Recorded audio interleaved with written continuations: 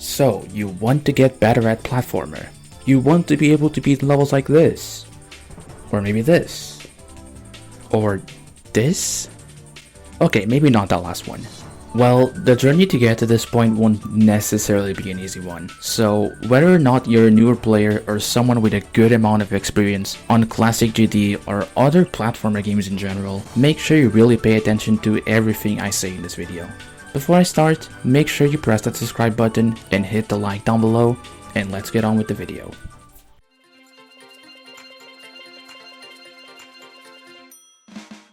Starting off, the first thing you want to do before you even go here on the online levels, you want to press this big play button right here, and you want to go to the tower. This is where the current 4 main platformer levels are. I just recommend going through each one of them just to get a feel for how this game plays, how the mechanics work, how the game modes feel like, and that should be a good enough starter to get to the next couple sections of the video.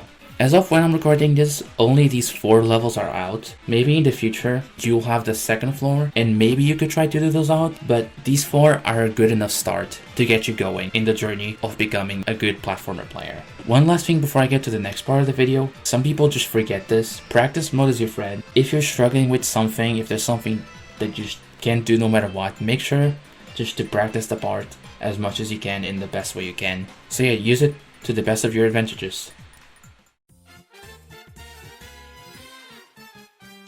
Now, before I suggest you levels to play, there are still some other very important topics that I want to mention. One of the most important parts about getting better at something in general is your mindset to it. If you just expect to get good and beat levels fast, or if you just consistently compare yourself to someone else and you think that they're just way better than you, you're never gonna get there. I mean, you really aren't gonna get there.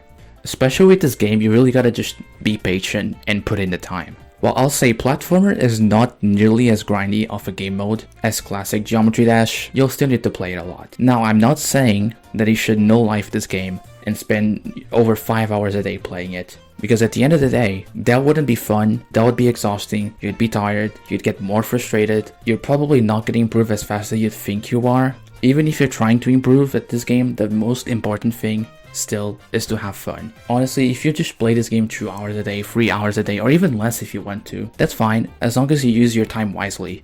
And something else extra that I wanted to mention, and this might be a little demotivating for some people, but I do want to say it is considerably easier to play this game on computer. If you have a good keyboard, it's definitely going to make it easier for you. If you play on mobile, you're going to have a tougher time with levels. Specifically stuff that uses 2-player controls, it's pretty awkward to play on mobile, but that doesn't mean it's impossible at all. There's other players out there that have done a lot of the hardest levels right now on mobile. So yes, playing on computer with a good keyboard is definitely going to make your life easier. It's going to make you better quicker and maybe raise your skill cap higher, but you can still eventually grind it out and do the hardest levels on your mobile phone.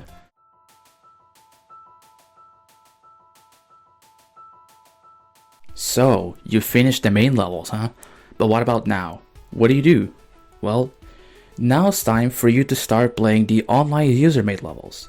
At this point, I believe that you will be ready to conquer the demon levels. So in this part of the video, I'm gonna give you a bunch of level suggestions for each of the 5 demon difficulties. Now this doesn't mean that you have to do all of the levels that I'm gonna mention, but you probably want to do a big majority of them, because I picked a bunch of levels with different skills that will help you just get an overall balanced skill set. So if you skip some of these, you might end up having a little unbalanced skill set. Maybe you'll be better at precision but worse at like linear, more memorization gameplay. So I'd recommend to try at least most of these levels. Starting off with the easy demons. Now these levels won't be too difficult for you. I think most of these anyone can do them relatively quickly. Maybe there will be something that will take a bit more time as you're still getting used to the controls and the mechanics of the game, but overall these levels are not too challenging and most people can do them. Now currently there aren't that many easy demons out there for platformer, so maybe in the future there will be better levels to pick, but I'd say this list is still good enough. It has a bunch of different skill sets and you should be able to improve a lot from these levels. Moving on to the minion demons. You will definitely feel these levels getting harder, but overall, almost all of these levels are still pretty doable rather quickly. However, just know that this is where the game will start getting more serious, as the next difficulties will be much more noticeably tougher, so don't be surprised if you start struggling with a couple of these levels.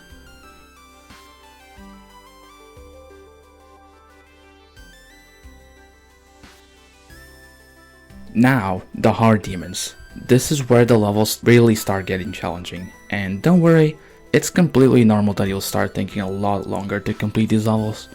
But don't let that demotivate you. If you've made it here, you definitely have the skill and perseverance to keep pushing further on the journey to become a really good player.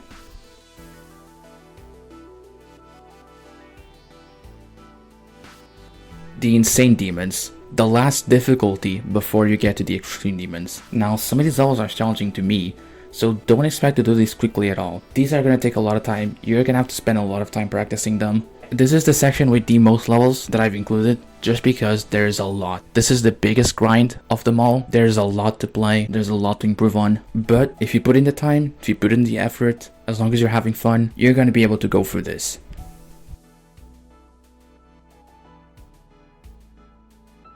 And to end it off, the Extreme Demons. Just like with the Easy Demons, there aren't too many of these levels out yet, and maybe some of these might feel like a jump in difficulty compared to the others, but I promise, it's all still very doable. You might struggle a little bit, but if you went through the journey of the Insane Demon, you can do the Extreme Demons, you're ready for it. It's gonna be a grind, it might be a little painful at times, it's gonna be very tough, but you can do it. A little extra thing, you'll probably notice that these levels are starting to get more and more precision based. A lot of these levels are just robot challenges essentially, and you better get ready for that because that's the future of platforming. If you want to be a top level player at this game, you're gonna have to force yourself to get really good at these kind of precision levels because there are gonna be a lot of them out there.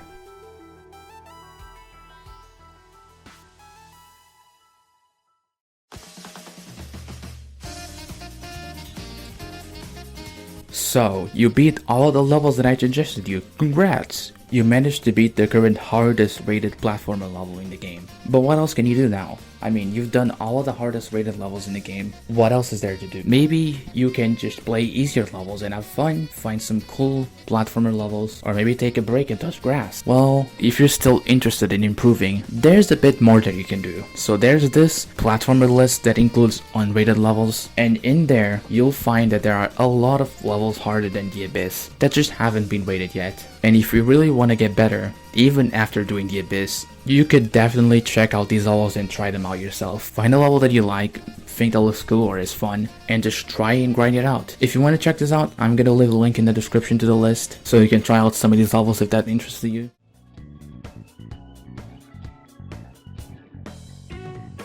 So, you have learned how to become a good platformer jump to dash player, and now it's time for you to put everything that you learned into play. It will be a hard and long journey, but with all of these tips, you are sure to be able to make it through. Make sure to like this video, and once again, I would appreciate if you could subscribe. It would mean the world to me. And just before I end this video, I want to give a thanks to Nepesta and Eric Van Boulderman for their how to get better at geometry dash videos, as they were a big inspiration in me making my own guide. Anyways, that's it for this video. See ya.